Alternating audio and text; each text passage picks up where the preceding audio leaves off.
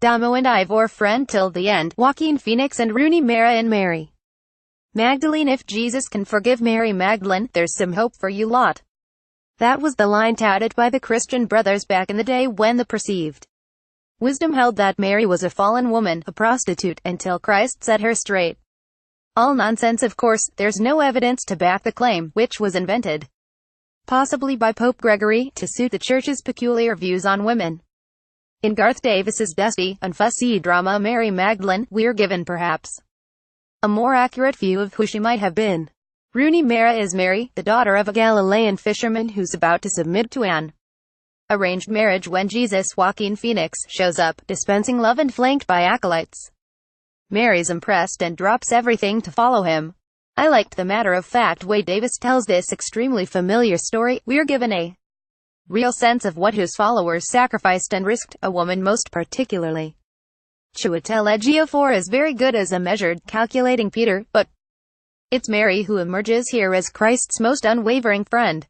Beatrix Potter would be swiveling in her grave like a rotisserie chicken if she could witness the casual contempt with which her work is treated in Peter Rabbit. A cheerfully cheesy family comedy, it combines real actors and animated animals to sometimes amusing effect, and James Corden voices Peter, a cocky young show-off who stages daring raids on Mr. McGregor's garden. McGregor is a nasty grump, and when he keels over into his carrots and dies, the animals throw a party. Their celebrations are short-lived because when McGregor's anally retentive nephew, Thomas Donald Gleason, turns up, hostilities are vigorously resumed. Corden and the other rabbits speak ghastly estuary English and perform elaborate high-fives. They're hard to love, though kids may be amused by them, and this film would be pretty much unwatchable were it not for a delightful slapstick comic turn by Gleason. The winner of last year's Palme d'Or, Ruben Östlund's The Square, is a wild and wicked societal satire set in an avant-garde Stockholm art gallery. Its curator, Christian Claesbang, is a well-heeled dude who seems more like a marketing man than an art expert. When his mobile phone is stolen in an ingenious sting that looks more like performance art than some of Christian's exhibits, he affects amused indifference but uses a tracking app to launch a counterattack that will backfire. The Square is long, but that's not a criticism because it's never dull and manages to pack in some spectacularly unlikely set pieces, particularly a climactic dinner involving a performance artist pretending to be an ape.